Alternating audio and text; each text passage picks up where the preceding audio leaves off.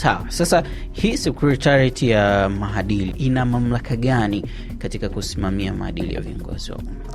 Ili Secretariat ya maadili ya viongozi wa umma iweze kutekeleza majukumu yake kwa mujibu wa sheria, imepewa mamlaka ya kumtaka mtu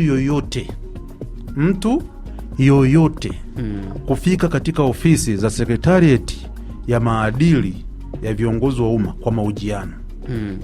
Hayo ni mamlaka, na kwa mujibu wa sheria yetu hii namba 398 tunapata katika kifungu namba 19(3).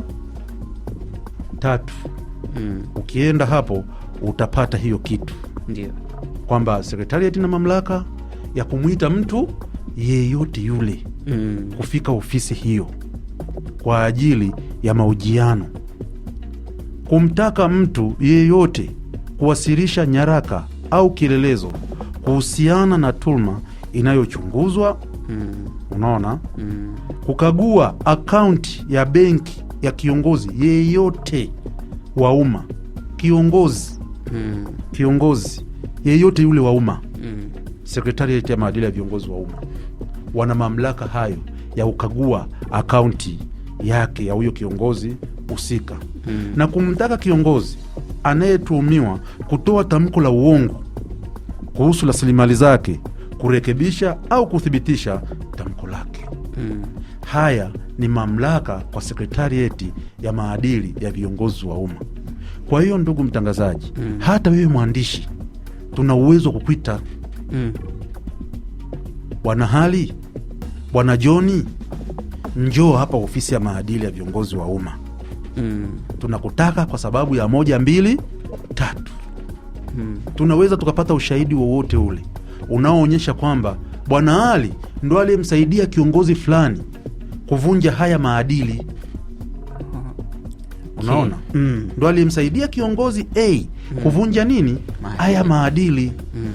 Kwa hiyo Secretariat ya maadili ya viongozi imepewa hayo mamlaka kumwita huyo Bwana Hali. Bwana Hali, njoo tufanye mahojiano na wewe, utueleze ulisaidiaje huyu bwana kutimiza haya majukumu yake ya kuvunja nini? Maadili. Tumeona mamlaka ya Secretariat ya maadili ya viongozi kukagua akaunti ya kiongozi, lakini hata wewe Bwana Hali tuna uwezo wa kukagua akaunti yako wewe raia, pale kama itabainika kwamba kiongozi huyu dili alilolipata alilipitishia wapi? Kwako wewe, ili tusimkamate yeye. Tunaweza tukapata taarifa kwamba huyu bwana hizi fedha alizipata kupitia mtu fulani ndo ambaye huwa anapokea na mkabidhi nani? Kiongozi. Kwa hiyo mnaweza mkaenda kwenye akaunti ya kiongozi mkakuta hakuna nini? Hakuna muamala wowote ulioingia. Mnabaki sasa, mnabaki sasa, huyu amepatapataje hizi hela? Zilitokaje kule? Lakini mkienda kwa yule mtu ambaye mmeambiwa kwamba alimpatia kiongozi fedha hizi, mkienda kwake kwenye akaunti yake mkikagua, mnakuta hakuna jina la nani? La huyo kiongozi. Sasa hapo lazima mwanze kutafuta sasa, fedha zilimfikiaje huyu kiongozi hizi? Mbona kwenye akaunti hakuna? Lazima tuingie kwenye mchakato wa uchunguzi. Tutaingia kwenye mchakato wa uchunguzi, tutawaita wote wanaohusika, tutahojiana nao. Kwa hiyo ile cheni nzima kwamba imetoka kwa huyu imepita kwa huyu, wote wanaitwa, wote tunawaita. Na ukikataa kuja, tukikuita ukikataa kuja, tunatuma polisi. Mamlaka tunayo. Tutakwenda pale kwa OCD, tutamweleza OCD tunamhitaji mtu fulani, tumeshamtumia ujumbe afike ofisini kwetu, amekataa. Tunaomba polisi tukamkamate ili tuweze kufanya naye mahojiano. Sasa hatupendi tufike kwa kutumiana nini? Polisi. Ni vyema njoo, tukikuita wewe raia yeyote yule, kiongozi yoyote yule, tumekuita njoo tuhojiane kwa upendo, kwa amani, basi tufike mwafaka wa jambo. Ndivyo Secretariat ya maadili ya viongozi inavyofanya kazi. Hayo ndio mamlaka ya kisheria ya Secretariat ya maadili ya viongozi wa umma. Kwa hiyo wewe ukisikia huko kwamba kiongozi fulani amepiga dili, kapewa bilioni, kapewa mamilioni, usisite kutuletea sisi taarifa hiyo. Usisite kutuletea nini? Hiyo taarifa. Tuletee hiyo taarifa.